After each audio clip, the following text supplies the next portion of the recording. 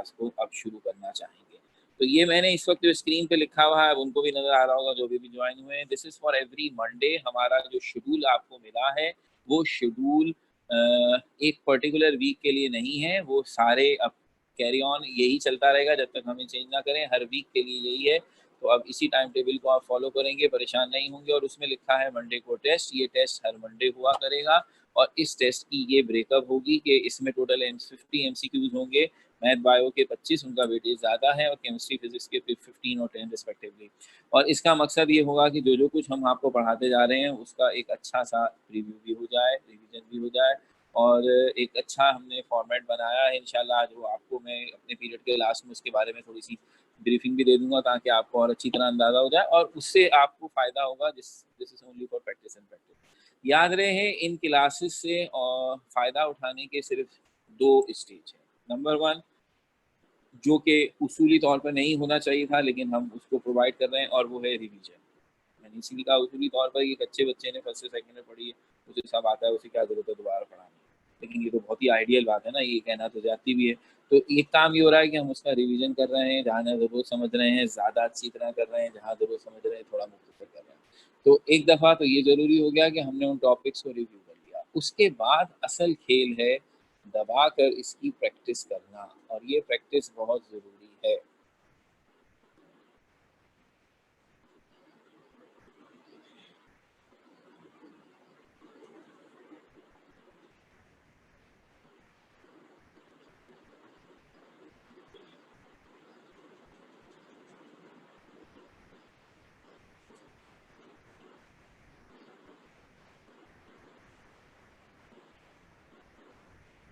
तो ये हमारे पास एक मैसेज आया जिसे हम आपके पास शायद आवाज़ ना आ रही हो लेकिन हम सुन रहे थे। बहरहाल this is all about the same test जो हम इंशाल्लाह आज लेने जा रहे हैं। बहरहाल तो वो हम आखिर में आपको थोड़ी सी ब्रीफिंग भी देंगे, लेकिन ये जहन में रहे कि इन टेस्ट का मकसद ये है कि हम आपकी ज़्यादा से ज़्यादा प्रैक्टिस कराएँ। ठीक है? तो ये इंशाल्लाह आज होने जा रहा है और फिर हर वीक होगा, तो आपको कोई ख़ास परेशानी नहीं आएगी। तो आइए अब हम आपकी क्लास को वहीं से ज्वाइन कर शुरू करते हैं जहाँ से पिछली दफ़ा हमने इसे छोड़ा था। तो हमारे पास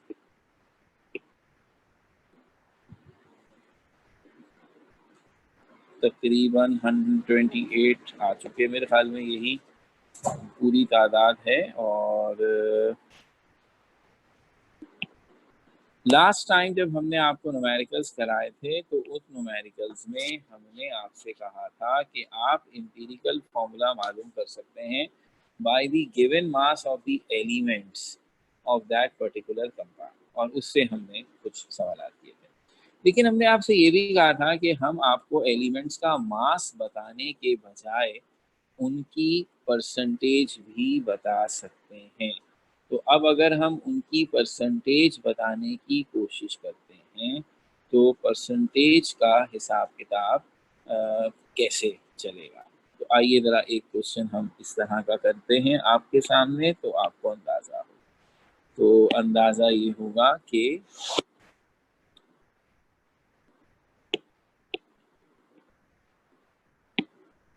क्वेश्चन अगर हम आपके सामने लाएं तो ये क्वेश्चन है कि ए hydrocarbon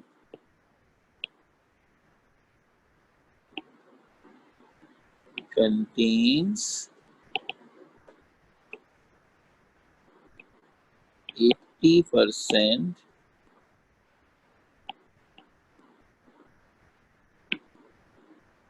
carbon and 20% hydrogen. Obviously calculate its empirical form. तो अब आपने क्या देखा कि जो पिछला क्वेश्चन हम करते रहे हैं उसमें और इसमें फर्क ये है कि बजाय ग्राम में मास देने के हमने आपको परसेंटेज दे दी है। तो हमें इससे कोई फर्क नहीं पड़ रहा कि आपने 80 ग्राम लिखा है या 80% लिखा है। हम सवाल बिल्कुल उसी तरह करेंगे जिस तरह हमने ग्राम वाले केसेस में किया है, यानी आप उसी तरह आप कार्बन और हाइड्रोजन को एक साइड पर लिखकर 2 स्टेप्स करते हैं। पहला स्टेप अगर आपको याद हो तो वो था डिवाइडेड बाय एटॉमिक मास। तो एटॉमिक मास से डिवाइड करें, कार्बन की परसेंटेज 80 थी, उसका एटॉमिक मास है 12। हाइड्रोजन की परसेंटेज 20 है, उसका एटॉमिक मास है 1। तो अब 1 वाला हिसाब तो बहुत ही आसान है, 20 को 1 से डिवाइड करेंगे 20 आएगा, लेकिन 80 को 12 से डिवाइड करने के लिए आप ऐसा काम करेंगे, 12 का टेबल पढ़ेंगे। तो 12 का टेबल पढ़ने वाले बच्चे को पता है कि 12 6 72 होता है। जब 12 6 72 होता है तो फिर ऊपर बचेगा, ऊपर लगाएंगे पॉइंट, नीचे आएगा 8 और फिर 0, फिर आप 6 लगाएंगे, फिर वही 72। तो ये तकरीबन 6.66 जवाब आएगा। आप अगर इस तरह से डिवाइड करेंगे तो ये जवाब आएगा 6.66। अब दोनों में से कौन सा जवाब छोटा है, क्योंकि सेकेंड स्टेप था डिवाइड बाय लीस्ट रेशियो। तो अब लीस्ट रेशियो 6.66 है, आप 6.66 से डिवाइड करें तो आंसर आएगा 1, और 20 को 6.66 से डिवाइड। अब भाई ये डिवाइड आपके लिए फिर चैलेंज बनता है थोड़ा सा, मैं कहता हूँ बिल्कुल नहीं बनता। आइए ज़रा देखते हैं, अगर आप 6.66 में, चलो 6.6 कर देते हैं, ज़रा और आसान हो जाएगा, 20 का टेबल। तो 6.6 का टेबल पीछे पढ़िए, 6.6 को 1 से मल्टीप्लाई करें, 6.6 6.2 या आप 6.6 को 2 दफ़ा ऐड करेंगे तो जवाब आएगा 13.2। आप 6.6 को 3 दफ़ा ऐड कीजिए तो आपको क्या नज़र आएगा, आपको नज़र आएगा इधर 8 और इधर 9, ये तकरीबन 20 आ जाएगा। तो इसका मतलब है रफली स्पीकिंग 6.63 20, यानी इधर जवाब आएगा तकरीबन 3। फर्स्ट कर लेंगे 3 से थोड़ा सा डेसिमल भी आए तो जैसे हमने आपसे कहा था यहाँ तो आप राउंड ऑफ करेंगे। तो याद रखिएगा जब आप इस तरह के डेसिमल नंबर्स को डिवाइड करते हैं तो कोशिश यही की जाती है कि आप कम से कम रफली अंदाज़ा निकाल लें, क्योंकि उसी से आपका जवाब बन जाएगा। क्योंकि आपको पता है यहाँ आपको होल नंबर्स चाहिए, तो कैलकुलेटर से करेंगे एग्जैक्ट 3 आएगा। क्योंकि यहाँ मैं टेबल पढ़ रहा था इसलिए मैंने ऐसी बात की, तो ये जवाब हो गया CH। और इसी से हमें एक छोटी सी बात का पता चला, और वो बात क्या है कि इम्तिहान वाले इसीलिए परसेंटेज से सवाल देने को थोड़ा सा अवॉइड करते हैं, क्योंकि आम तौर पर इससे हमारी कैलकुलेशन कम उन बच्चों के लिए जो पहली पहली दफ़ा कर रहे हैं तो थोड़ी सी परेशानी होती है। लेकिन कोई बात नहीं, कोशिश करते हैं, हमें कोई ख़ास परेशानी नहीं होगी। एक और क्वेश्चन करते हैं। अब एक और क्वेश्चन क्या है, वो है a compound contains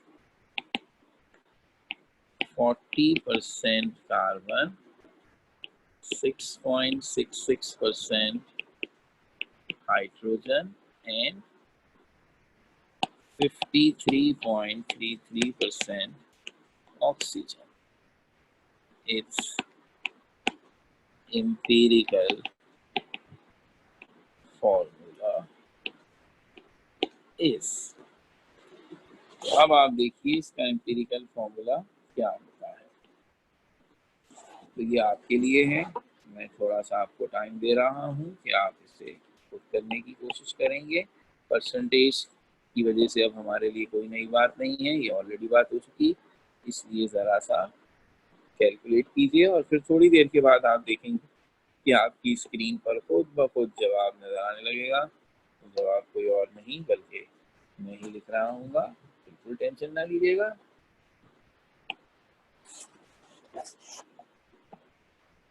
तो जब आप कार्बन के 40 को डिवाइड करेंगे उसके एटॉमिक मास यानी कि 12 से, हाइड्रोजन के 6.66 को उसके एटॉमिक मास यानी 1 से, और ऑक्सीजन के 53.33 को उसके एटॉमिक मास यानी 16 से, तो भाई कम से कम हाइड्रोजन वाले मामले में तो किसी को कोई डाउट नहीं होगा, 6.66 ही आंसर आ जाएगा। अलबत्ता कार्बन 40 को 12 से डिवाइड करने के लिए मैं 12 का टेबल पढ़ूंगा, 12 36, 4 बचेगा, पॉइंट लगाएंगे, फिर नीचे 40 आएगा, फिर वही होगा 4 3 36, फिर यही होगा। तो इसका मतलब यहाँ जवाब आएगा 3.33।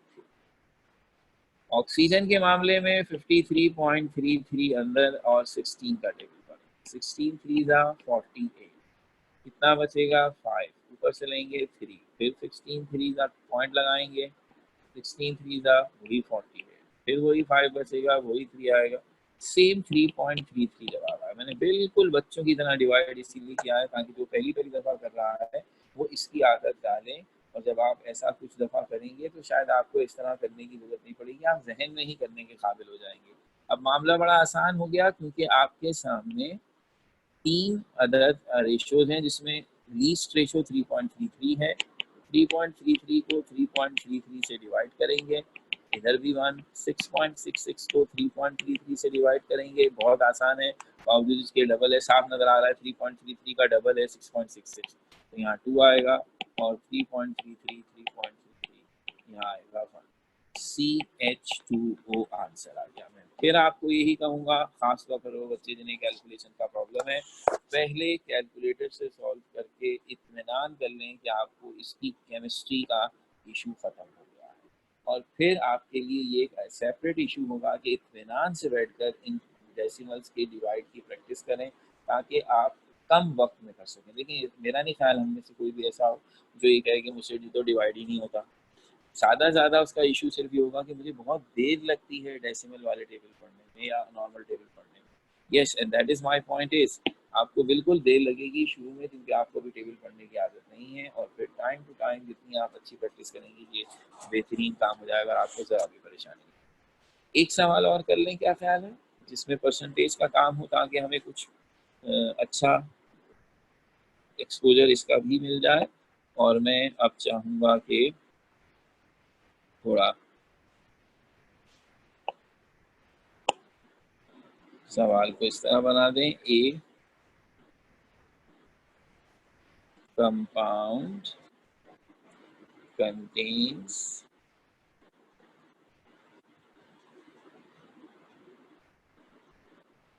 40%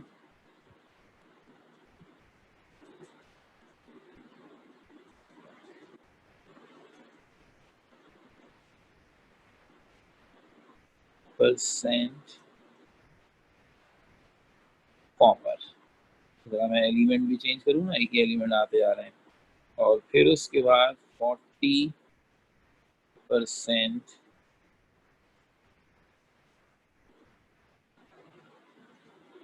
oxygen and 20% sulphur. So this is the composition. और अब आपसे दरखास्त है कि आप निकालिए कैलकुलेट द एम्पिरिकल फॉर्मूला। अभी आपका है पहला,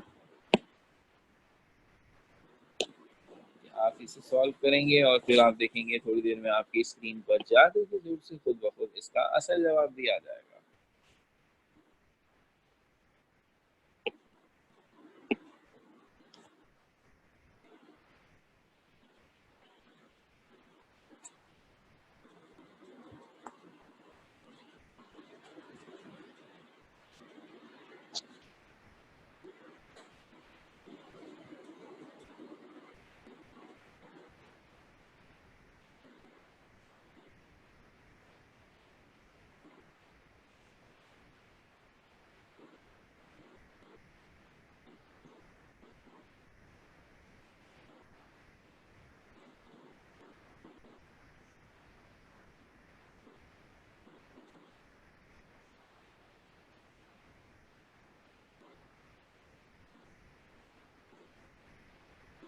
तो अब अगर आपने इसमें कुछ किया है तो आइए अब हम आपको इसके जवाब बताते हैं। थोड़ी सी कैलकुलेशन ही है और कुछ भी नहीं। 3 एलिमेंट है, copper sulphur and oxygen. Copper की परसेंटेज है 40 और उसका एटॉमिक मास होता है एग्जैक्ट 63.4 है। हम आसानी की खातिर इसे 64 ले सकते हैं ताकि हमारी कैलकुलेशन आसान हो, and it will make no difference, आपको कोई परेशानी नहीं होगी।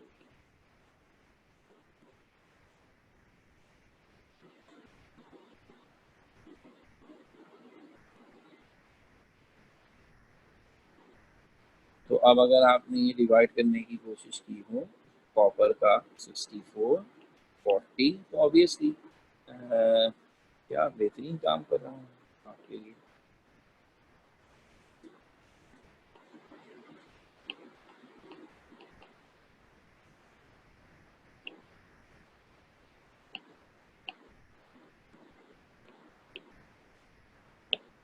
अगर हम 64 से डिवाइड करेंगे 40 को तो फिर हमें पॉइंट लगाना होगा और यहाँ 0। तो अब 64 का टेबल अगर आप पढ़ते हैं तो 64 के इस टेबल में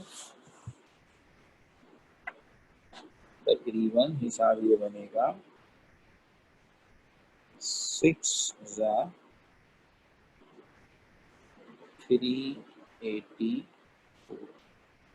इसके बाद यहाँ बचेगा 16, 0 लगाइए तो 64 2 ज़ा 128 और यहाँ बचेगा 32, 0 लगाइए तो 5।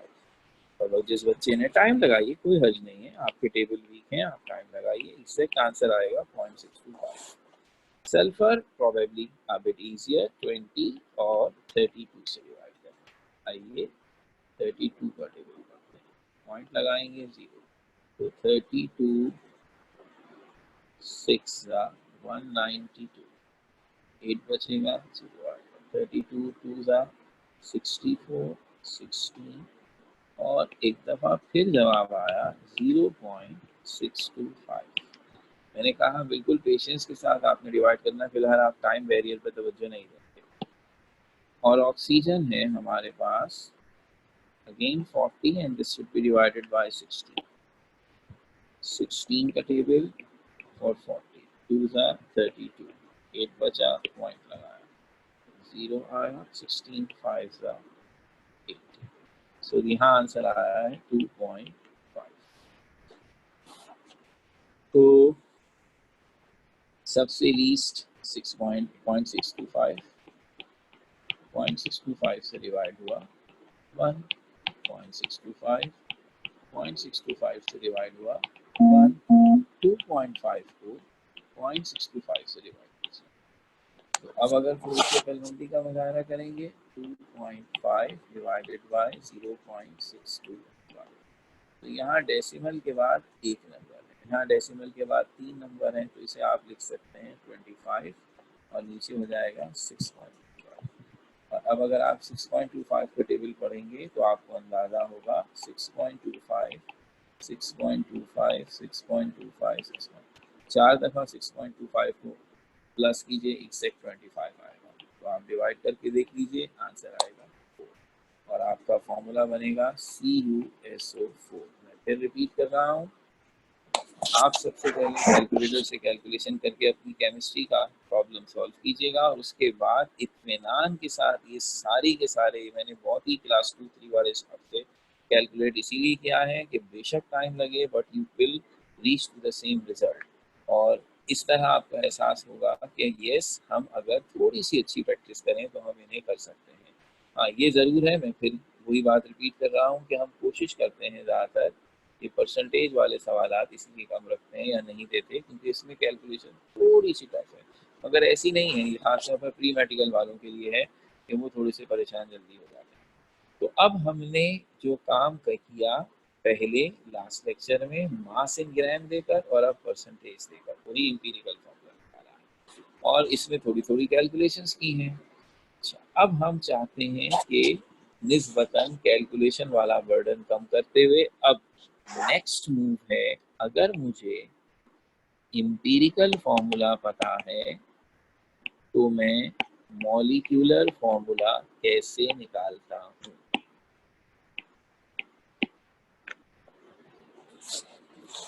अगर मुझे मॉलिक्यूलर फॉर्मूला इंपीरिकल फॉर्मूला पता है तो मैं मॉलिक्यूलर फॉर्मूला कैसे निकालता हूँ, है ना। ये है हिसाब किताब।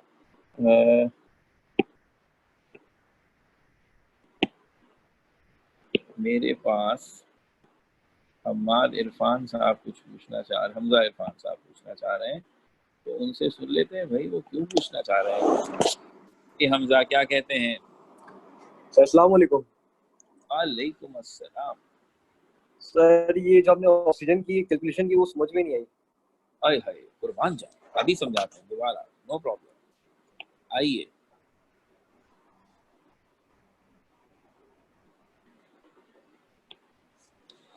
हमने आपके सामने यही काम किया है भाई। हमजा आ रही है आवाज? यस सर, बिल्कुल। तो अब ये मैंने की है कैलकुलेशन, और मैंने इसीलिए, मुझे पता था कि जिन बच्चों को बिल्कुल भी आदत नहीं है वो क्या इस वक्त सोच रहे होंगे और वो क्यों सोच रहे होंगे, तो इसलिए आप भी टेंशन ना लें। ये आंसर था 2.5 और नीचे था 0.625। कैलकुलेटर उठाकर कैलकुलेट करें, आंसर आएगा। पहला इत्मीनान हो गया। इसका मतलब है अब हमारा इशू केमिस्ट्री नहीं है, हमारा इशू ये कैलकुलेशन है, ये डेसिमल के साथ कैसे कैलकुलेशन होती है। ठीक हो गई बात? तो आइए हम आपको डेसिमल के साथ कैलकुलेशन करना सिखाएं।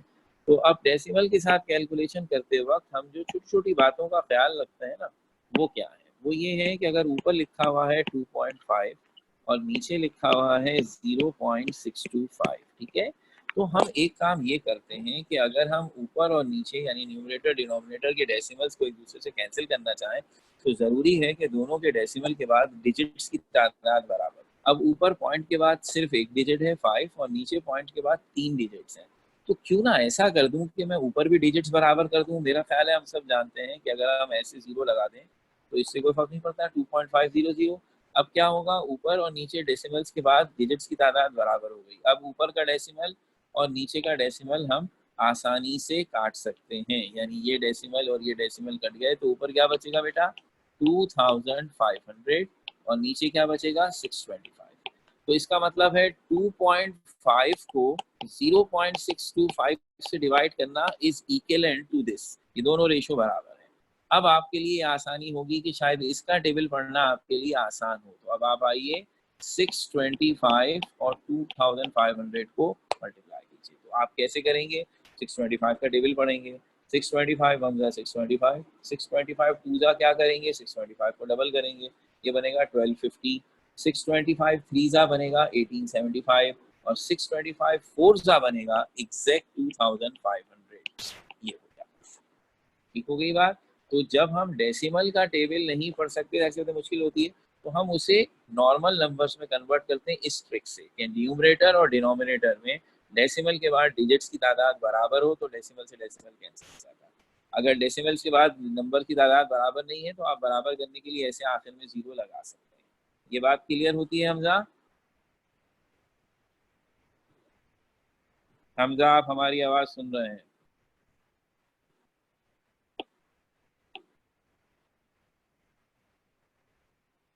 हमजा को हमारी आवाज अब आएगी। हाँ भाई हमजा,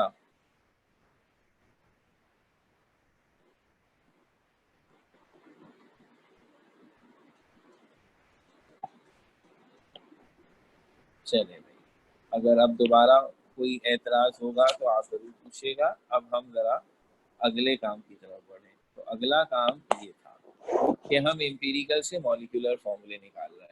बहुत आएंगी कैलकुलेशंस, बहुत दफा करना पड़ेगा डिवाइड, जरा भी परेशान ना होइएगा, अभी शुरू हुआ है मामला। अच्छा, अब हमने आपसे ये कहा था कि बेंजीन का मॉलिक्यूलर फॉर्मूला है C6H6, ऐसा ही कहा था, और उसका एम्पिरिकल फॉर्मूला है CH। ये कैसे निकला होगा? तो ये ऐसे निकला होगा कि अगर आप मॉलिक्यूलर फॉर्मूले में से देखें कि कुछ कॉमन आ रहा है तो आप उसे कॉमन निकाल लेते हैं। तो यहाँ से 6 कॉमन आ रहा था, हमने वो 6 कॉमन निकाला, तो जो चीज़ अंदर बची वो एम्पिरिकल फॉर्मूला। इसका मतलब ये है कि मॉलिक्यूलर फॉर्मूला दरअसल एम्पिरिकल फॉर्मूले को किसी होल नंबर से मल्टीप्लाई करके हासिल किया जाता है। तो एक फॉर्मूले ये बनता है, मॉलिक्यूलर और एम्पिरिकल फॉर्मूले के दरमियान रिलेशन ये बनती है कि हर मॉलिक्यूलर फॉर्मूला दरअसल एम्पिरिकल फॉर्मूले का इंटीग्रल मल्टीपल है। यानी अगर आपको एम्पिरिकल फॉर्मूला मालूम है तो आप उसे किसी इंटीग्रल मल्टीपल, n का मतलब है कोई होल नंबर 1 2 3 4 ऐसा कोई भी नंबर, इससे मल्टीप्लाई करेंगे तो आपको मॉलिक्यूलर फॉर्मूला मिलता है। यानी अगर मैं आपको बता दूं कि मेरा एम्पिरिकल फॉर्मूला CH है, तो आपके दिमाग में आएगा कि अगर मैं CH को 1 टाइम्स कर दूं तो CH ही आ जाएगा। अगर मैं CH को 2 से मल्टीप्लाई कर दूं तो ये C2H2 बन जाएगा। अगर मैं CH को थ्राइस कर दूं तो ये C3H3 बन जाएगा।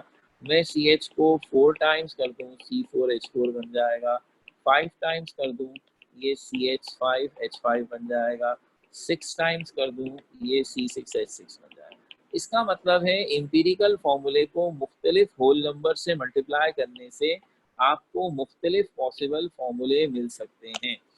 तो ये सब इसके पॉसिबल मॉलिक्यूलर फॉर्मूले हैं जो CH के बन सकते हैं। इसका मतलब है अगर मैं आपको एम्पिरिकल फॉर्मूला दे दूं तो आपके दिमाग में सिर्फ एक बात रह जाएगी, और वो बात ये होगी कि सर वो कौन सा होल नंबर होगा जिससे मैं मल्टीप्लाई करूं एम्पिरिकल फॉर्मूले को तो मेरा मॉलिक्यूलर फॉर्मूला मुझे मिल जाए। इसका मतलब है अगर आप चाहते हैं एम्पिरिकल से मॉलिक्यूलर फॉर्मूला निकालना तो आपको दो चीज़ें चाहिए, एक एम्पिरिकल फॉर्मूला और एक ये वैल्यू ऑफ n, कि आप इस एम्पिरिकल फॉर्मूले को किस नंबर से मल्टीप्लाई करें। तो अब इस n की वैल्यू मैं कैसे निकालूंगा?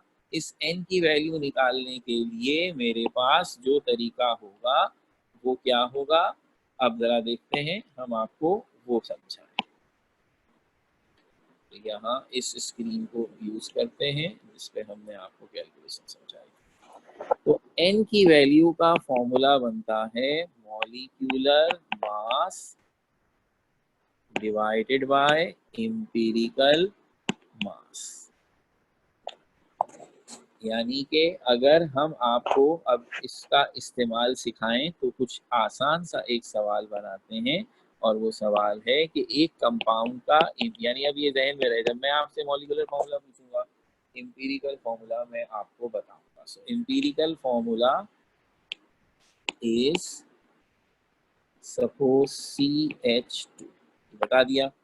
अब मैं आपको कोई ना कोई ऐसी बात बताऊंगा जिससे आपको n मालूम करने में मदद मिलेगी। तो मैंने आपसे कहा if it's molecular mass is 28, find its molecular formula. तो भाई एक इंफॉर्मेशन एम्पिरिकल फॉर्मूले के नाम से मैंने आपको बता दी, ये रही CH2, और दूसरी मैंने आपको इसका मॉलिक्यूलर मास बता दिया, ठीक है ना। अब आप क्या करेंगे, फिर मैं याद दिला दूं, कोई वर्किंग नहीं चाहिए आपको, ये जो कुछ मैं कर रहा हूँ इसलिए ताकि आपको समझा सकूं, आपको याद रहे कि क्या किया है। आप ये काम ज़बानी कर लें, रफ में कर लें, हमें कोई एतराज़ नहीं, में तो आंसर चाहिए। तो मैंने कहा सबसे पहले कि मेरे पास एम्पिरिकल फॉर्मूला है CH2, ठीक है। अब मॉलिक्यूलर फॉर्मूला निकालने के लिए मैं इस CH2 को किसी n से मल्टीप्लाई करूंगा, उस n की वैल्यू क्या है, तो उसके लिए मेरे पास ये रहा फॉर्मूला ऊपर। तो इस n की वैल्यू निकालने के लिए मुझे मॉलिक्यूलर मास चाहिए था, वो उन्होंने मुझे दे दिया 28। ये एम्पिरिकल मास क्या होगा? एम्पिरिकल मास वो होगा जो आप एम्पिरिकल फॉर्मूले से खुद निकालेंगे। एम्पिरिकल फॉर्मूला गिवन है CH2, C एक एटम, हाइड्रोजन के दो, कार्बन का एटॉमिक मास 12 होता है, वो एक दफा है, और हाइड्रोजन का एटॉमिक मास 2 होता है, वो दो दफा है। तो आप खुद हिसाब लगा लीजिए।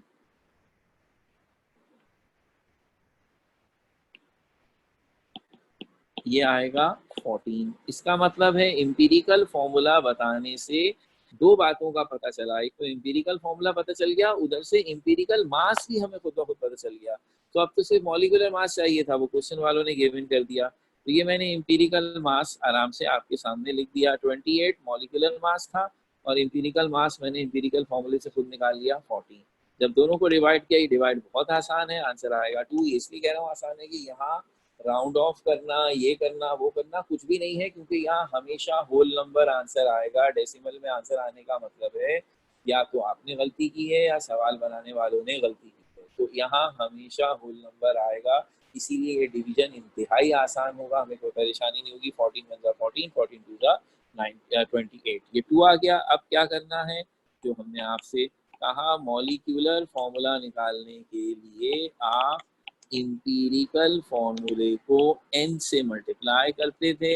इम्पीरिकल फॉर्मूला भी आपको मालूम है CH2, और n की वैल्यू भी आपने निकाल दी, वो है 2। तो ये बन जाएगा 2, कार्बन से भी मल्टीप्लाई होगा, हाइड्रोजन से भी, ये बनेगा C2H4। ये है। अब इस काम के लिए ज़रूरी है कि हम आपको एक दफ़ा फिर कुछ ऐसे सवाल कराएं, ऐसे तो फौरन कुछ नहीं आ जाता ना किसी को, सारे बच्चे दुनिया में एक जैसे अक्लमंद तो नहीं होते और ख़ासतौर पर मेरी तरह तो बिल्कुल भी नहीं होते। तो आइए एक और सवाल, और ये आपने खुद करना है, मैं ज़रा पॉज देकर इसका आंसर बताऊंगा ताकि आप लोगों को ज़रा सा भी परेशानी का सामना ना करना पड़े। सो empirical formula is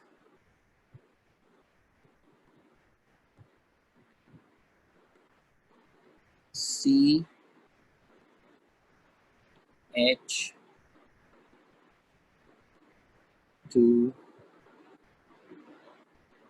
and I hope you understand ये CH2O है, यानी 2 जो है वो H के नीचे है। तो मेरी टाइपिंग में अभी फ़िलहाल ये ऑप्शन नहीं है कि मैं 2 को छोटा करके बना सकूँ, तो इसलिए मैंने आपके सामने ऐसे लिखा। Empirical formula is CH2O, it's molecular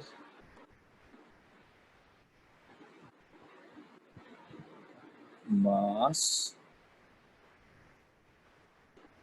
is 180.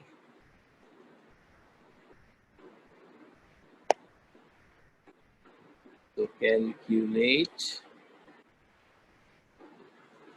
the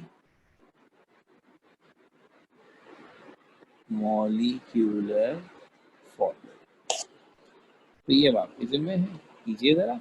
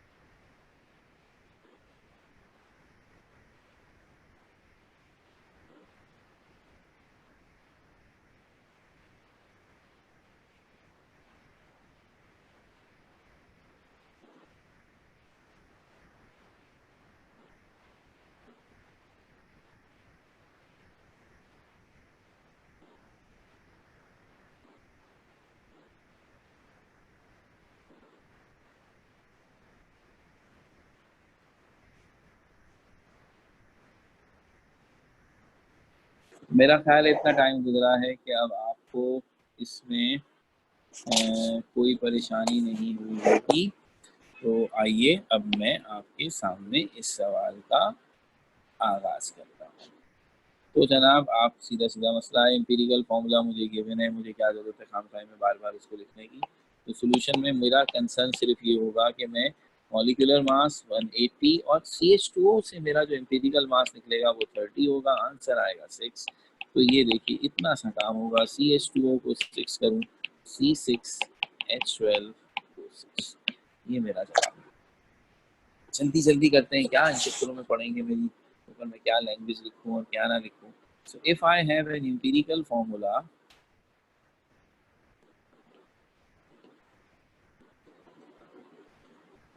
CH4N, अगर ये मेरा empirical formula है और मैं ये कहूँ कि इसका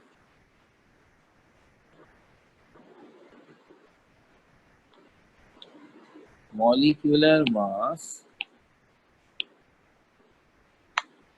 60 है, एम्पिरिकल फॉर्मूला CH4N और मॉलिक्यूलर मास 60।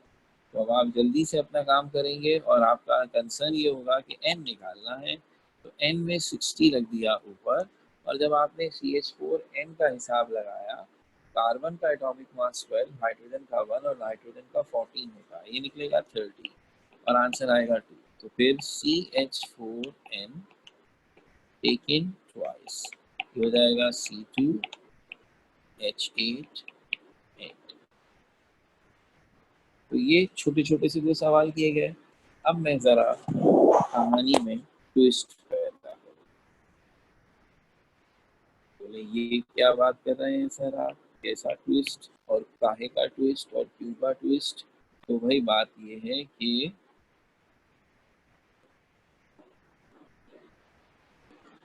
हमारे पास जब हम फर्स्ट ईयर में पढ़ते थे तो सवालात की टाइप थी सिर्फ एक ही, इसमें हम n की वैल्यू निकाला करते थे सिर्फ इसी बात से कि it is the ratio of molecular mass and empirical formula mass या एम्पिरिकल मास, ठीक है ना। लेकिन अब जब आप आ गए हैं माशाल्लाह इस स्टेज पर कि आप तैयारी एंट्रेंस टेस्ट की कर रहे हैं, तो हम थोड़ा सा आपके कॉन्सेप्ट को हिलाने की कोशिश करेंगे, तो उसमें पता ही चलेगा कि ये मामला थोड़ा सा इससे बढ़कर है। और क्या बढ़कर है भाई? देखिए, असल में n का फॉर्मूला है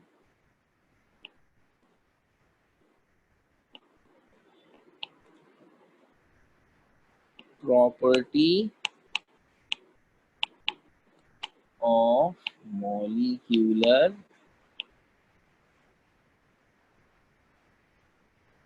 formula divided by same property of empirical। ये है वो असल मदर फॉर्मूला जिससे आपका वो फॉर्मूला निकला है जिसे आपने लास्ट न्यूमेरिकल में सॉल्व किया। यानी ये जो फॉर्मूला आपने लिखा molecular mass divided by empirical mass, ये दरअसल सबसेट है इस फॉर्मूले का, कि जिसमें लिखा गया property of molecular formula same property of empirical. यानी असल में ये n मॉलिक्यूलर और एम्पिरिकल फॉर्मूले का रेशियो है। अब आप मॉलिक्यूलर फॉर्मूले की जो खूबी बताएंगे, हम एम्पिरिकल फॉर्मूले की उसी खूबी से उसे डिवाइड करेंगे। मिसाल के तौर पर अभी आपने क्या किया, आपने हमें मॉलिक्यूलर फॉर्मूले से मॉलिक्यूलर मास बताया, तो हमने उसे किस चीज से डिवाइड किया? हमने उसे डिवाइड किया एम्पिरिकल मास से, जो एम्पिरिकल फॉर्मूले से निकलता है। इसका मतलब अब अगर मैं आपको मॉलिक्यूलर फॉर्मूले की कोई और खूबी बताऊंगा, तो आप वही खूबी एम्पिरिकल फॉर्मूले की निकालेंगे और डिवाइड करेंगे। अजीब सी बात लग रही है ना? तो इस बात को क्लियर करेंगे एग्जाम्पल्स के साथ, तो आपको मजा आएगा कि ये क्या चीज निकल आई। आइए, मेरा क्वेश्चन है सबसे पहले एम्पिरिकल फॉर्मूला इज CH3O। ठीक हो गई बात, एम्पिरिकल फॉर्मूला चल गया। अब n बताने के लिए मैं आपको क्या निशानी दे रहा हूं? इफ द मॉलिक्यूल कंटेन्स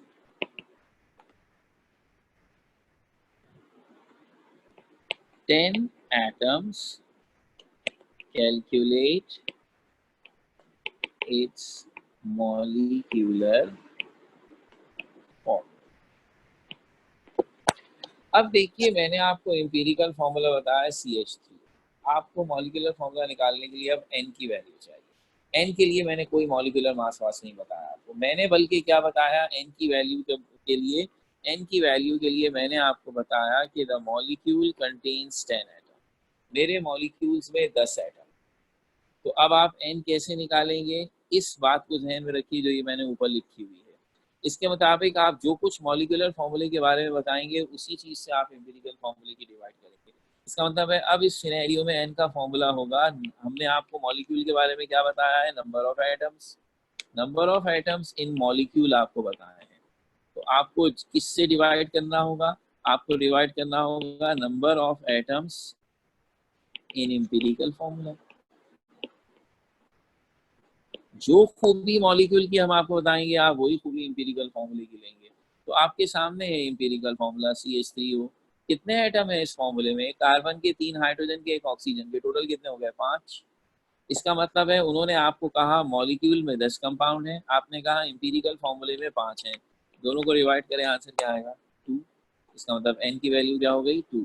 तो अब आप मॉलिक्यूलर फॉर्मूला क्या बताएंगे? CH3O को ट्वाइस कीजिए और ये बन गया C2H6।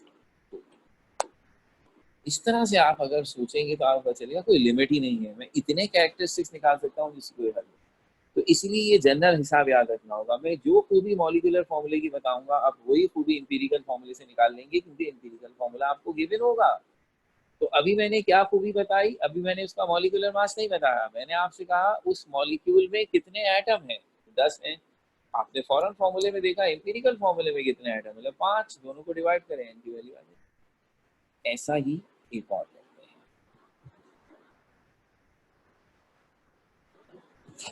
अब मेरा सवाल है कि एम्पिरिकल फॉर्मूला इज CH2, ठीक हो गई बात। और साथ में लिखा if molecule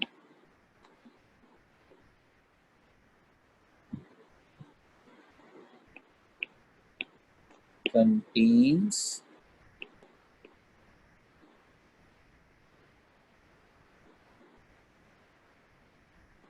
twelve atoms, calculate its molecular formula। अब आपने बिल्कुल ये जो मैंने लास्ट क्वेश्चन में काम किया है, आपने उसी को फॉलो करना है। मैंने फॉर्मूला CH3O की जगह आप CH2 कर दिया। इधर मॉलिक्यूल में 10 एटम थे, अब मैंने कह दिया 12 एटम है। तो अब अगर 12 एटम वाले काम से करना है तो अब आपको क्या सोचना है, आपको सिर्फ ये सोचना है कि सर आपने एम्पिरिकल फॉर्मूला हमें दे दिया, वो CH2 है, उससे हमें कोई टेंशन नहीं। हमें अब ये देखना है कि इसके मॉलिक्यूल में टोटल 12 एटम्स हैं। तो N का फॉर्मूला बनेगा number of atoms in molecule divided by number of atoms in empirical formula. तो अब number of atoms in molecule तो है 12, और इन एटम कितने हो गए, इन एम्पिरिकल फॉर्मूला कितने हो गए, CH2 सिर्फ 3। तो दोनों को डिवाइड किया, आंसर क्या आया 4। इसका मतलब है कि अब मॉलिक्यूलर फॉर्मूला क्या होगा, CH2 को 4 से मल्टीप्लाई कर दें, C4H8, ये है। तो छोटा सा काम है, कोई लंबी चौड़ी, अब कैलकुलेशन भी वो डेसिमल वाली और ये सब नहीं आ रही, लेकिन थोड़ी समझदारी वाली बात है। तो ये मैंने एक टाइप करवाई एन निकालने की, वही जो कि फर्स्ट ईयर में होती थी कि मॉलिक्यूलर मास दे दिया तो एम्पिरिकल मास से आपने उसको डिवाइड किया और आपने बता दिया कि उसका एन क्या होगा। और दूसरा सवाल मैंने अभी आपके सामने ये बनाया कि आप ये बताइए कि अगर उसके नंबर ऑफ एटम्स, हम total number of atoms molecule के दे दें तो आप एम्पिरिकल फॉर्मूले के टोटल नंबर ऑफ एटम्स से डिवाइड करें तो भी आपको एन की वैल्यू मिल जाती है। इसमें और क्या वैरायटी हो सकती है, वैरायटी तो बहुत हो सकती है। तो आइए हम इससे अगली वैरायटी पर बात करें। तो इससे अगली वैरायटी पर क्या बात करनी है हमें, उससे अगली वैरायटी पर हमें ये बात करनी है कि अगर हम आपसे कहें कि एम्पिरिकल फॉर्मूला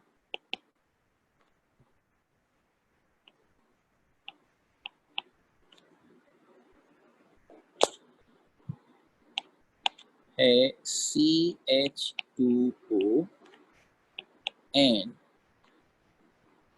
its molecule, बल्कि ये कहें empirical formula is CH2O, sum of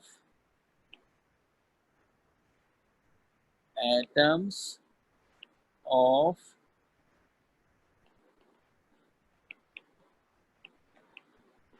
carbon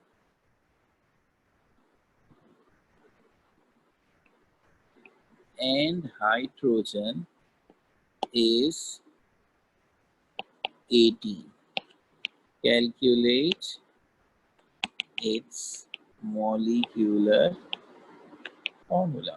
challenging हो गया थोड़ा सा। अब मैंने तीसरी सिचुएशन दी, मैंने आपसे कहा एम्पिरिकल फॉर्मूला CH2O है, गिवन है, so empirical formula is there, highlight हो गया। अब मैंने आपको ये नहीं बताया कि इसका मॉलिक्यूलर मास क्या है कि आप इसके एम्पिरिकल मास से डिवाइड करें। मैंने आपको ये भी नहीं बताया कि इसके मॉलिक्यूल के टोटल एटम्स कितने हैं कि आप उससे डिवाइड कर दें। बल्कि मैंने अब एक तीसरी चीज बताई, टोटल एटम्स नहीं, मैंने सिर्फ ये बताया कि अगर आप इसके फॉर्मूले में 3 एलिमेंट है, कार्बन, हाइड्रोजन, ऑक्सीजन, अगर आप सिर्फ कार्बन और हाइड्रोजन के एटम्स को जमा करें तो वो बनता है 18।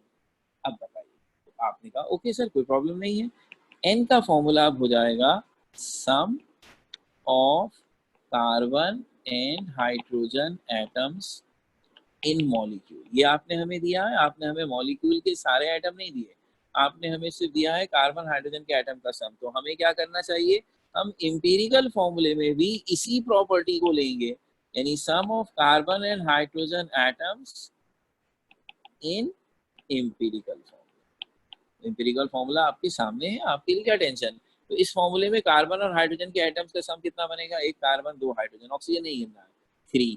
तो उन्होंने आपको दिया 18 फॉर्मूले में और इंपीरिकल फॉर्मूले में 3 है, आंसर आएगा 6। और आपका इंपीरिकल फॉर्मूला था CH2O, 6 का आंसर आप सब पर लगाएंगे और ये बन गया C6H12। इसका मतलब है हम आपको मॉलिक्यूल के फॉर्मूले से कोई भी हिंट देंगे, आप उसी हिंट को इंपीरिकल फॉर्मूले में तलाश करेंगे और दोनों का रेशो n हो। एक और हमारे सामने कहना चाहिए कि अंदाज आ गया सवाल पूछने का। Okay, why not one more. empirical formula is CH3O if its molecule contains 6 atoms of hydrogen. Calculate its molecular form। तो आपके सामने अब एक उसी से खैर मिलता जुलता ही है लेकिन एक तीसरा अंदाज है कि मैंने आपके सामने लिखा एम्पिरिकल फॉर्मूला, वो है CH3O। अब CH3O हमारा एम्पिरिकल फॉर्मूला है और हमने आपसे सवाल पूछा है कि मॉलिक्यूलर फॉर्मूला बताइए, जबकि इस मॉलिक्यूल में हाइड्रोजन के एटम्स जो हैं वो 6 हैं। यानी अब ना मैंने टोटल एटम्स बताए, ना मैंने दो एटम्स को सम किया है, मैंने सिर्फ पूरे मॉलिक्यूल में मौजूद एक एटम को हाईलाइट किया, वो है हाइड्रोजन। मैंने कहा इसके एम्पिरिकल फॉर्मूले में तो आपको नजर आ रहा है CH3O में हाइड्रोजन 3 है, मॉलिक्यूल में 6 होंगे, तो बताइए इसका एम्पिरिकल फॉर्मूला क्या होगा। तो इसका मतलब है आप n निकालेंगे इस बात से कि number of hydrogen atoms in molecule, molecule में जो है उसे डिवाइड कीजिए number of hydrogen atoms in empirical. अब आप मुसलसल तीसरी चौथी दफा देख रहे हैं, हम जो खूबी मॉलिक्यूल की आपको देते हैं आप एम्पिरिकल फॉर्मूले की उसी खूबी से उसे डिवाइड करते हैं। तो हाइड्रोजन के एटम मॉलिक्यूल में 6 हैं और एम्पिरिकल फॉर्मूले में नजर आ रहा है 3 है, 2 इसका आंसर आएगा। और CH3O जो मेरा एम्पिरिकल फॉर्मूला है ट्वाइस होकर C2H6O2। अब ये सारी एग्जाम्पल देखने के बाद मेरा ख्याल है कि अब हमें बहुत अच्छी तरह ये बात समझ में आ गई कि हमने जो n का फॉर्मूला आपके सामने लिखा था उसका क्या मतलब है। प्रॉपर्टी ऑफ मॉलिक्यूलर फॉर्मूला और molecule same property of empirical. तो अब मैं ये प्रॉपर्टी मास दूं तो आप एम्पिरिकल फॉर्मूले के मास से डिवाइड करेंगे। अगर मैं मॉलिक्यूल के टोटल एटम्स की तादाद बताऊं आप एम्पिरिकल फॉर्मूले के टोटल एटम से डिवाइड कर देंगे। अगर मैं मॉलिक्यूल में मौजूद किसी भी दो एटम्स की तादाद का सम बताऊं आप मॉलिक्यूलर फॉर्म एम्पिरिकल फॉर्मूले में भी उसी से डिवाइड कर देंगे। अगर मैं मॉलिक्यूलर फॉर्मूले में मौजूद किसी एक एटम की तादाद बताऊं आप उसी से एम्पिरिकल फॉर्मूले को भी डिवाइड। तो हर दफा आपको n की तादाद। तो ये तो एक हिसाब हो गया। अब एक और आखिरी सी टाइप भी मैं आपके सामने अगर ले आऊं तो क्या हर्ज है, और वो क्या टाइप है, वो टाइप है इस तरह कुछ। Empirical formula of A compound is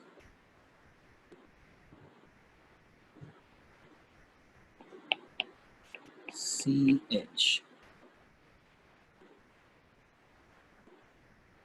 39 gram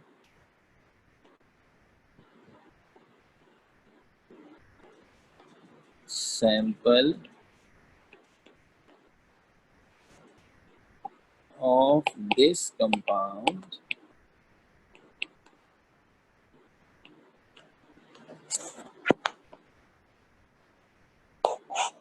contains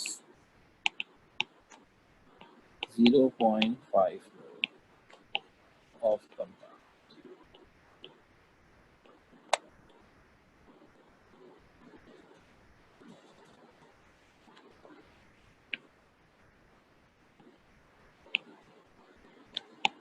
ऐसे करें 39 gram sample of this compound equals 2.5 mole of compound.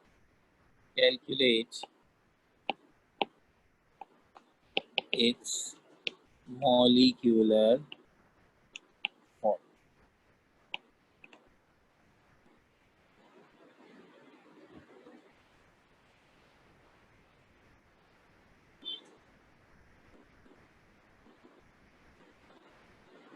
ठीक हो गई बात। अब इसमें क्या परेशानी सर, ये तो सवाल का अंदाज ही बदला हुआ है। एम्पिरिकल फॉर्मूला गिवन है ठीक है, लेकिन एन की वैल्यू मालूम करने के लिए ना कोई मास ना कोई नंबर ही, तो आपने कहा 39 gram sample of this compound equals to 0.5 mole, तो थोड़ी सी अकल इस्तेमाल करेंगे। मोल का फॉर्मूला है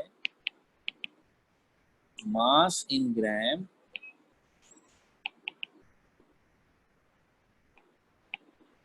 डिवाइडेड बाय मोलर मास, और ये मोलर मास ही हमारा मॉलिक्यूलर मास होता है, सिर्फ यूनिट चेंज करना होता है। तो अब अगर आप मुझको, मैंने मोल भी दे दिया, मैंने आपको मास इन ग्राम भी दे दिया, तो आप मोलर मास निकाल सकते हैं। तो क्या फॉर्मूला बन जाएगा मोलर मास का? मास in gram divided by mole. तो मास इन ग्राम है 39 और मोल है 0.5। अभी थोड़ी देर पहले बात हुई, अगर मैं ये पॉइंट हटा दूं तो ऊपर 0 आ जाएगा, तो ये बन जाएगा 390 डिवाइडेड बाय 5।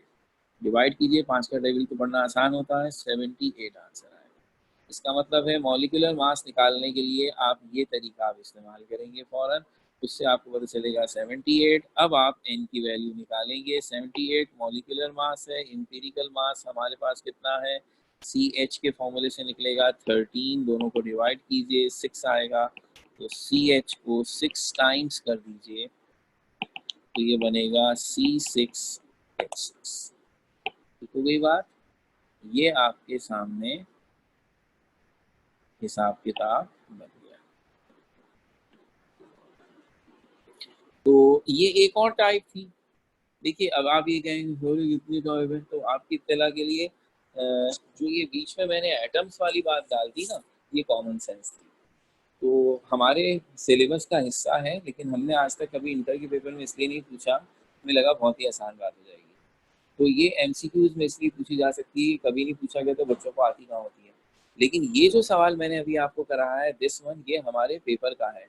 तो ये ना समझिएगा कि ये कोई सर अपनी तरफ से कराया जा रहे, तो ध्यान में भी आ चुका है इस तरह।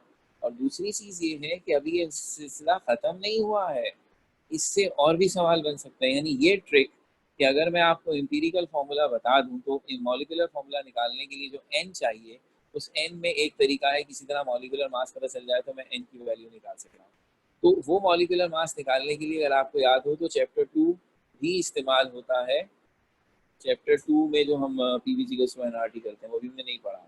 तो जिस दिन हम वो पढ़ेंगे तो फिर हम उसके साथ भी इनके सवालात को इंटीग्रेट कर सकते हैं, और ऐसा हमारे इंटर के बोर्ड में भी आया। लेकिन बस हम ये ख्याल रखेंगे कि चूँकि हमें बगैर कैलकुलेटर के और तकरीबन 1 से 2 मिनट के अंदर अंदर अपने सवाल सॉल्व करने होते हैं, इसलिए हम आसान वाले और ईजी कैलकुलेशन वाले सवाल पिक करेंगे। लेकिन वो बात की बात है। अभी हमने यहाँ पर विद दिस क्वेश्चन हमने अपनी बात पूरी कर ली है about the empirical and molecular formula.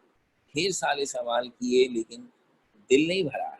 यानी मुझसे अगर आप ये कहें कि सर क्या बात पूरी हो गई, तो मैं कहूँगा मैंने जो बताना था इन द फर्स्ट फेज वो पूरा हो गया। अब हमारे कामों का क्या तरीका होगा? जाहिर सी बात है, जो कुछ मैंने आज पढ़ाया है ये आज वाले टेस्ट में तो मैं नहीं दूंगा, मैं तब गालिब नहीं हूँ। उसमें तो वही चीज़ें हैं जो हमने लास्ट तक से। लेकिन अब ऑब्वियसली जब हम नेक्स्ट मंडे पर पहुंचेंगे तो डेफिनेटली पिछले वाली चीज़ें भी और ये वाली चीज़ें भी सब आएंगी। और उससे पहले मेरा दिल ये होगा कि हम इससे मुंसलिक कुछ क्वेश्चंस एज ए प्रैक्टिस भी आपको दें थ्रू व्हाट्सएप। जैसे अगर जो इंजीनियरिंग वाले बच्चे थे उन्होंने देखा कल सर हसनैन ने उनको कुछ क्वेश्चंस दिए, ताकि वो क्वेश्चंस के ज़रिए वो अपनी प्रैक्टिस कर सकें।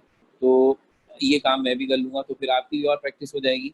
लेकिन अभी भी आपने अच्छी खासी प्रैक्टिस करी। सिर्फ अभी हमने काम किया है एम्पिरिकल एंड मॉलिक्यूलर फॉर्मूले का।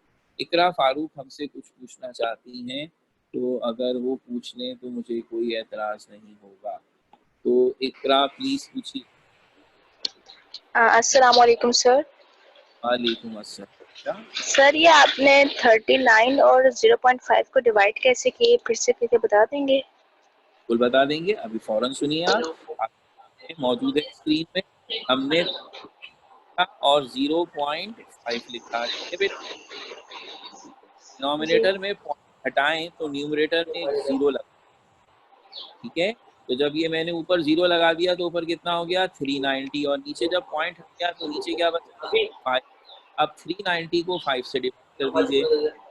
5 का टेबल आसान है, तो आप अगर 390 के साथ तो आपका आंसर ठीक हो गई बात। Thank you sir. Okay okay,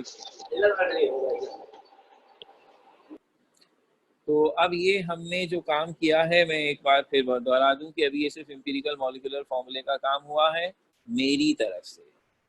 दूसरा मरहला है कि हम इसकी कुछ प्रैक्टिस करें, आपकी तरफ से कुछ इनपुट आए, और फिर हम एक अच्छा सा बार बार टेस्ट तो लेते ही रहेंगे, कोई हर्ज की बात नहीं। आसान बात और सबसे खुशी की बात क्या है, मैंने क्यों इस बात की बेचैनी की कि मैं पहले ये चैप्टर शुरू कर दूं, अब जबकि हमारे पास एक ओपन आ गई है बात कि हम किस चीज़ की तैयारी कर रहे हैं, कि इसी में केमिस्ट्री की सारी कैलकुलेशंस हैं।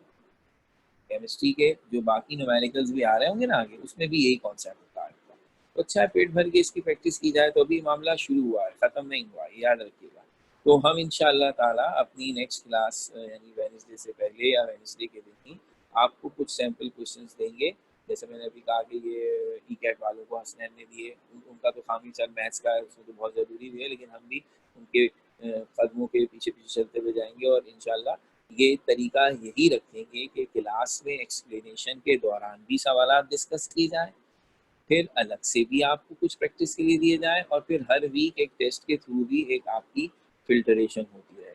और फिर जैसे जैसे अब आप देखिए ना, तरक्की ये हो गई है कि जब पहली क्लास लास्ट वीक में हम ले रहे थे तो आधी क्लास तक तो यही मसले होते रहे कि मैं इन नहीं हो रहा और मेरे को ये नहीं हो रहा। अब अल्लाह का शुक्र है हम इस फेज से निकल आए, हम सबको अंदाज़ा हो गया how to participate in the class. तो अब जैसे जैसे ये सिर्फ आपकी तरक्की नहीं हो रही, हमारी भी हो रही है। हम कौन से को जन्म जन्म से इसी तरह पढ़ाते थे, हमारा भी पहले पहले एक्सपीरियंस है। तो जैसे जैसे हमें अंदाज़ा होगा कि हम और क्या कुछ कर सकते हैं, चीज़ों की फ्रीक्वेंसी को आहिस्ता आहिस्ता बढ़ाएं। और आगे तो माशाल्लाह रमज़ान आ रहा है, और रोज़ा इतनी गर्मी में कैसे गुजरेगा, उसी तरह गुजरेगा। केमिस्ट्री के न्यूमेरिकल्स कर रहे होंगे, बायोलॉजी की चीज़ें याद कर रहे होंगे, फिजिक्स के कॉन्सेप्ट समझ रहे होंगे, और रोज़े का पता ही नहीं चलेगा, ठीक है ना। अब जाहिर सी बात है, ये तो पता है हमें, मस्जिद जा नहीं सकते हैं, तो कह तो रहे हैं कि मस्जिदें खुल गई, लेकिन फ़र्ज़ पढ़ के आ जाओ, तो टाइम पास करने का कोई तो तरीका हो। तो हम एक मजबूत पैकेज ला रहे हैं, मेरिटोरियस रमज़ान पैकेज इंशाल्लाह। इसमें सवालात हैं, एमसीक्यूज़ बहुत सारे आपसे कराएंगे। अब मैं चाहता हूं कि मैं अपने अगले टॉपिक में इतना टाइम ज़ाया ना करूं, और अगले टॉपिक की कुछ बात आपसे करूं। व्हाट इज अगला topic is the mole in Avogadro's number, जो ऑलरेडी इसके साथ शुरू हो गया था, लेकिन मैंने उसी वक्त आपसे कहा था कि मैं सिर्फ अभी मोल का एक फॉर्मूला आपसे शेयर कर रहा हूँ, जिस फॉर्मूले को मैं इस्तेमाल करूंगा एम्पिरिकल मॉलिक्यूलर फॉर्मूले में बस। लेकिन ऐसे टॉपिक जो मोल का असल टॉपिक है वो हम इसके बाद, तो वो अब वक्त आ गया, वो हम पढ़ लेते हैं। तो मोल और एवोगैड्रोस नंबर ये दोनों एक दूसरे के साथ लिंक्ड हैं, और आपको ये बात बता दी गई थी कि मोल किसी भी सब्सटेंस का gram atomic mass, gram molecular mass या ग्राम फॉर्मूला मास है, which contain Avogadro's number of particles, that is 6.02 into 10 raised to the power 23।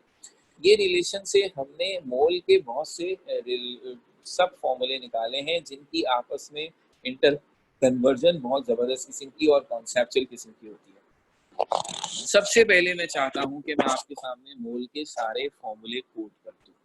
तो फॉर्मूला ऑफ मोल्स, तो मोल के 3 मेजर फॉर्मूले हैं जो फिलहाल हमें आने चाहिए।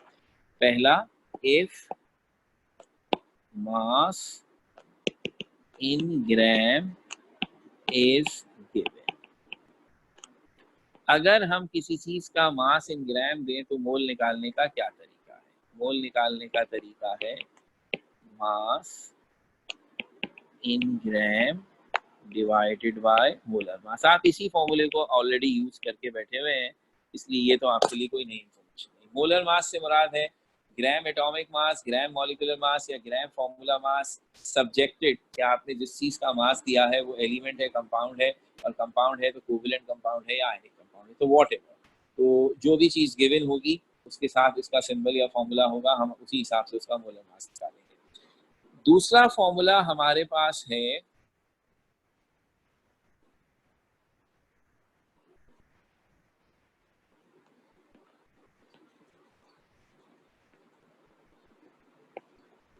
और वो है if number of particles are given, यानी अगर हम आपको मास इन ग्राम ना दें बल्कि हम आपको ये बताएं how many atoms are present, how many molecules are present और how many ions are present. तो पार्टिकल से मुराद एटम, मॉलिक्यूल, आइंस होगी। डिपेंड करता है अगेन, अगर कोई चीज़ एलिमेंट है तो उसमें एटम होंगे, अगर कोई चीज़ मॉलिक्यूलर कंपाउंड है तो उसमें मॉलिक्यूल होंगे, और अगर कोई चीज़ आयनिक कंपाउंड है तो उसमें आइंस होंगे।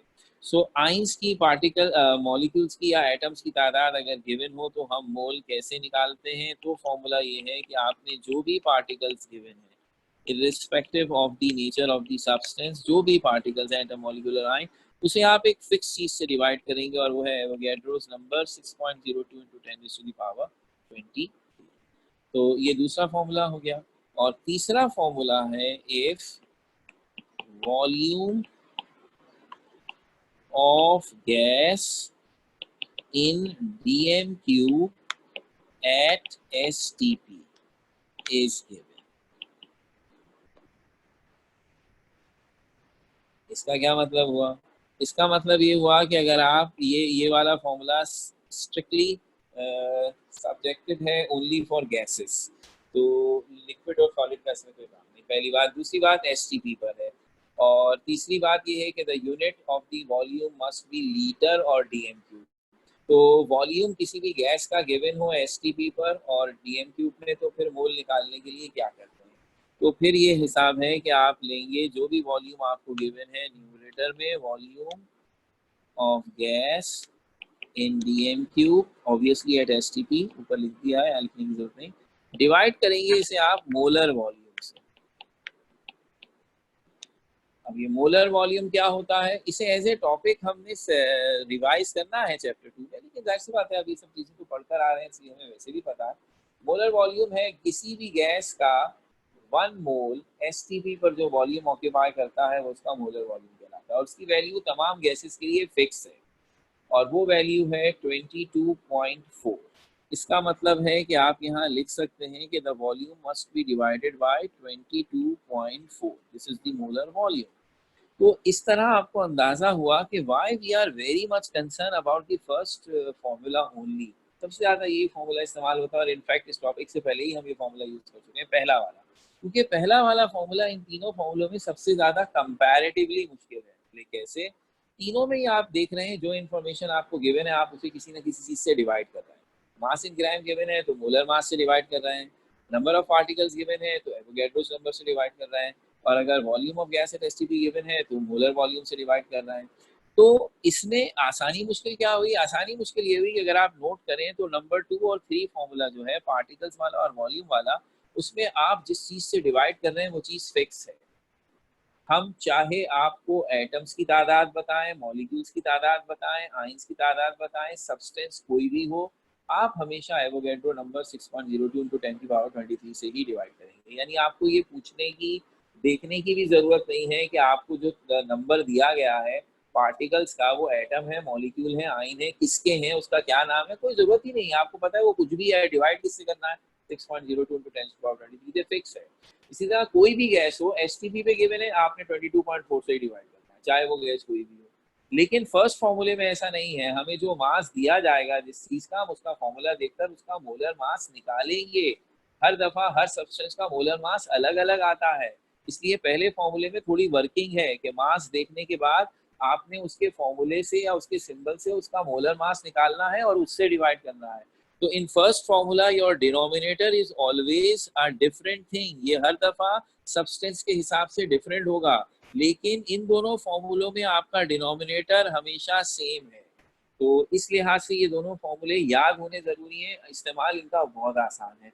पहले वाले फॉर्मूले का कंपैरेटिवली थोड़ा सा इस्तेमाल मुश्किल है, मुश्किल तो खैर वो भी कोई बात नहीं है, लेकिन थोड़ा सा इनके मुकाबले में ज़्यादा। ये एक बात हो गई। अब इन तीनों फॉर्मूलों से जहाँ इस क्लास में आप बैठे, मेरे ख्याल में मुझे ये बात तो नहीं कहनी चाहिए, लेकिन फिर भी सिर्फ याद दिलाने के लिए कह रहा हूँ, ये 3 नहीं है, ये टोटल 6 फॉर्मूले। 3 तो आपको नजर आ रहे हैं, ये बेसिक 3 फॉर्मूले मोल निकालने के लिए। दूसरे 3 जो इन 3 से डिराइव होंगे, मिसाल के तौर पर अगर ये पहला वाला फॉर्मूला जो है, जो मोल निकालेंगे मास इन ग्राम और मोलर मास से डिवाइड करके, अगर फर्स्ट कर लीजिए हमें मोल गिवन हो और मास इन ग्राम निकालना हो, तो इस फर्स्ट फॉर्मूले से आप क्या फॉर्मूला बना लेंगे? आप कहेंगे कि मास इन ग्राम बराबर है मोल इनटू मोलर मास। तो अब ये न्यूमेरिकल पे डिपेंड करता है।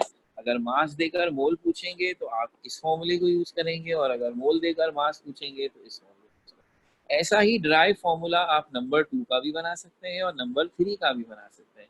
तो अगर मैं नंबर 2 का बनाऊं तो उसमें हिसाब ये बन जाएगा कि अगर वो आपसे ये कहते हैं कि बताइए हमें हमें नंबर ऑफ पार्टिकल्स बताने हैं, जबकि हमने आपको मोल दे दिया है, तो अगर वो आपको मोल बता दें और आपसे नंबर ऑफ पार्टिकल्स पूछें, तो आप इसी फॉर्मूले नंबर 2 को अरेंज कर लेंगे, और अरेंज करके आप क्या लिखेंगे? आप ये कहेंगे कि नंबर ऑफ पार्टिकल्स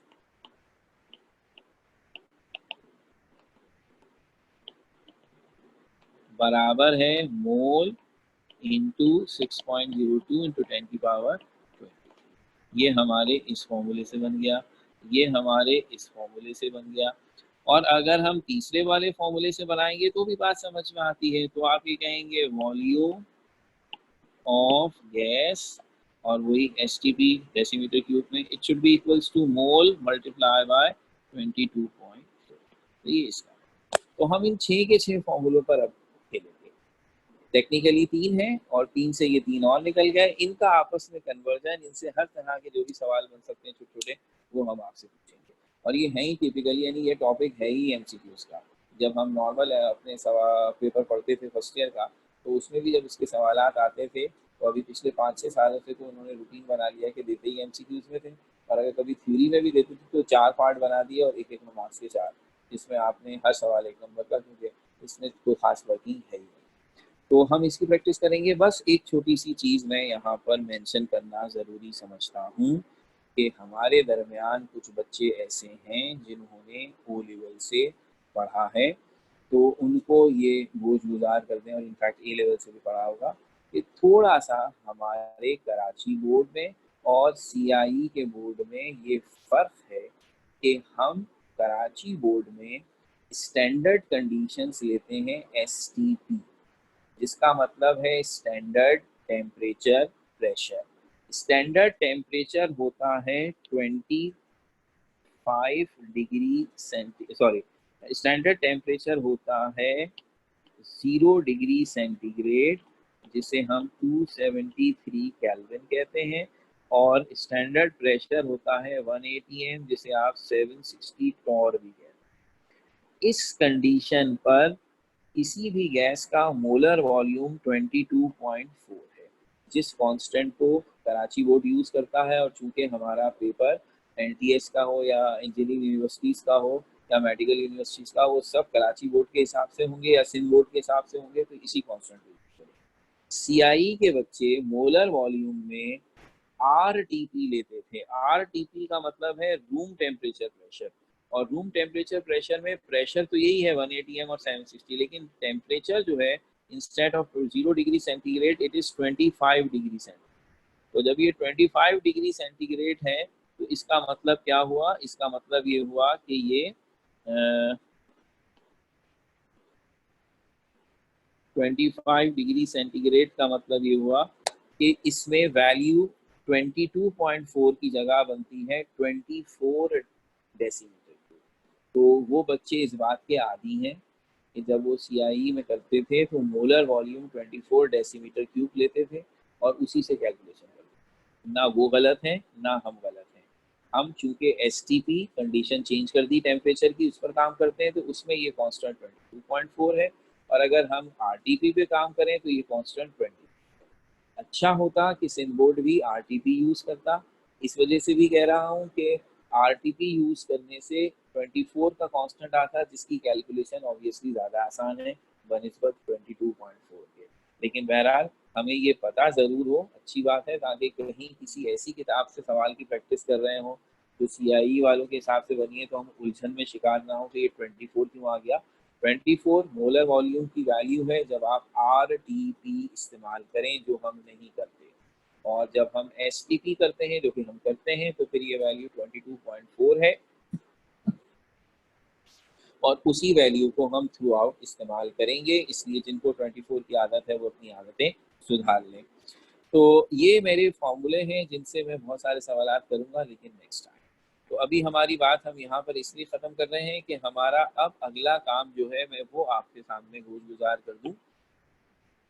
और वो ये है कि अब से थोड़ी देर के बाद हम आपका टेस्ट ले रहे हैं, एग्जैक्टली एट 5 मे बी 5:10, थोड़ी 5-7 मिनट के आगे कर देंगे। तो उस टेस्ट में हम आपको एक लिंक देंगे और आप उस लिंक के थ्रू हमारे पेपर पर पहुंचेंगे। तो वो हमें किस तरह कंडक्ट करना है ये हम आपको अभी थोड़ी देर में बताते हैं, लेकिन मैं उसका फॉर्मेट बता दूं कि जब आप वो लिंक ओपन करेंगे तो आपके सामने स्क्रीन पर एक एक करके क्वेश्चंस आते जाएंगे। आपने उसी पर अपने आंसर्स लिखने हैं, लेकिन उससे पहले जैसे कि कल आपको कह दिया गया था, you should have a Google ID. तो आप जब इन करेंगे तो आपको अपना नाम, जीमेल एड्रेस लिखना होगा और फिर उसके बाद आप उसमें सवाल सॉल्व करेंगे। आपको सवाल छोड़ने की इजाज़त नहीं है, आपको हर सवाल अटेम्प्ट करना है, क्योंकि अगर आपने सवालात को किसी भी क्वेश्चन को अनअटेम्प्टेड छोड़ा तो आप सबमिट नहीं करा सकेंगे। तो you have to give the answer. फिलहाल कोई नेगेटिव मार्किंग हम नहीं रख रहे हैं, इस बात में फैसला करते रहेंगे। तो आप अपना पहला पेपर सॉल्व करेंगे और उसे सबमिट कर देंगे। अगर ये पेपर 5:10 पर शुरू होता है तो हम इसमें 50 या 45 मिनट्स आपको देंगे, तो ज़्यादा ये 6 बजे खत्म होगा। टाइम का ख्याल रखना इसलिए ज़रूरी होगा कि ये लिंक सर्वाइव नहीं करेगा थोड़ी देर के बाद, यानी इसका मतलब अगर आपने ट्रेन मिस कर दी तो मिस हो गए। तो आप लिंक लेंगे और इसे प्रॉपर टाइम पर सबमिट कर देंगे। उसके बाद ये और चेक होकर आपके ईमेल पर ही हम इसका आपका स्कोर आपको भेजेंगे और फिर इसके आंसर भी बताएंगे। और ऑब्वियसली जो नेक्स्ट लेक्चर हम लेंगे उसमें हम उन आंसर्स पर डिस्कशन भी करेंगे। ठीक है, तो फिलहाल थोड़ा सा पॉज रखिएगा, इसी असना में मैं ये डिस्कशन कर लूँ एडमिन के साथ कि इस पेपर के कंडक्शन के सिलसिले में और क्या हिदायत हैं। तो वो हिदायत मैं आपसे शेयर करता हूँ इन अ मोमेंट। तो अभी फ़िलहाल आप इस मीटिंग से ऑफ नहीं होंगे, और अगर आप में से किसी को कोई क्वेश्चन पूछना है तो I will back in a moment कि मैं वो क्वेश्चन भी ले लूँगा, और फिर ये तय होगा कि हम इसी मीटिंग में क्वेश्चन पेपर इन कर रहे हैं या अलहदा सा कर रहे हैं। तो अभी आप में से कोई इस मीटिंग को लीव नहीं करेगा।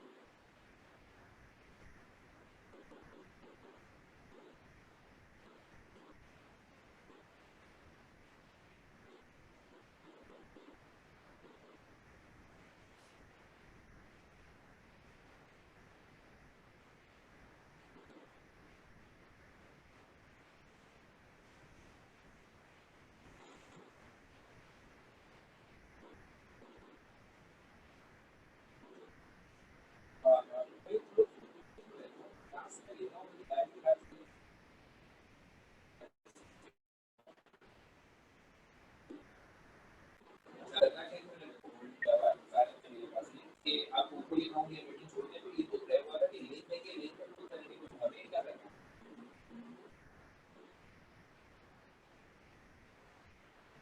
क्लास कैसे कंट्रोल, कोई तो पूछ रहा हूँ कैसे कर रहे हैं, मतलब क्या वो ये जूम पर करेंगे या बस उन्होंने लिंक दे दिया और उसको मैसेज कर देंगे।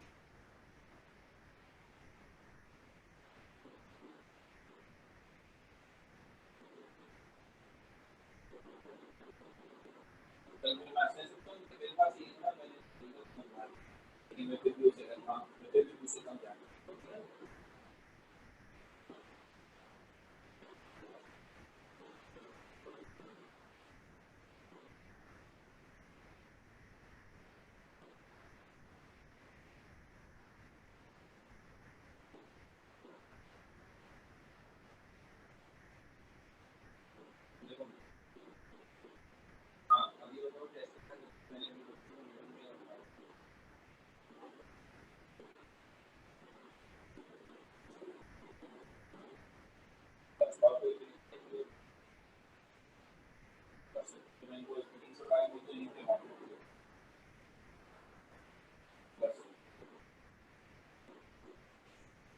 ओके बेटा, आई एम बैक हियर। और आप मुझे अब जल्दी से कोई क्वेश्चन पूछना चाहते हैं तो रेज हैंड कर दीजिए, ताकि फिर मैं आपको टेस्ट के बारे में बता दूं कि उसके लिए हमने क्या सोचा है। If anybody have any query please ask. बिल्कुल बिल्कुल बिल्कुल, एक आ गए हैं हमारे पास, साइमन। ओके बेटा। सर अस्सलाम वालेकुम सर। वालेकुम अस्सलाम। सर मेरा क्वेश्चन इस टॉपिक के वाले से नहीं है, लेकिन मैंने सर अवेश को अपना दूसरा नंबर दिया, तो मुझे उस नंबर पे लिंक सेंड कर सकते हैं? अच्छा, आपका वो दूसरा नंबर अगर आप मुझे बता दें अभी।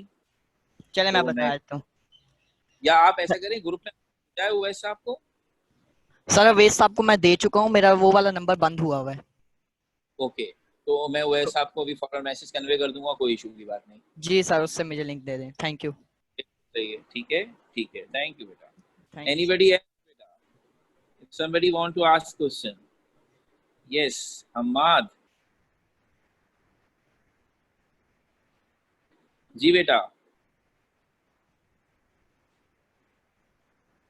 हम्माद, आप कुछ पूछना चाहते हैं? मैंने आपको अनम्यूट किया है। आप मेरी आवाज सुन रहे हैं बेटा? अपना ऑडियो ऑन कीजिए।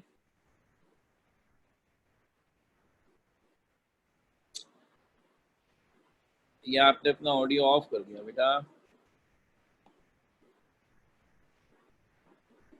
आप कुछ पूछना चाह रहे हैं? ओके, कोई और बच्चा अगर कुछ पूछना चाहता है तो फिर अब आप ये देखिएगा, आपके ग्रुप में हमने लिंक सेंड कर दिया है टेस्ट का। एमकैट के लिए एमकैट का, ईकैट के लिए ईकैट का। अब आप इस मीटिंग को लीव करेंगे और वो लिंक ज्वाइन करेंगे।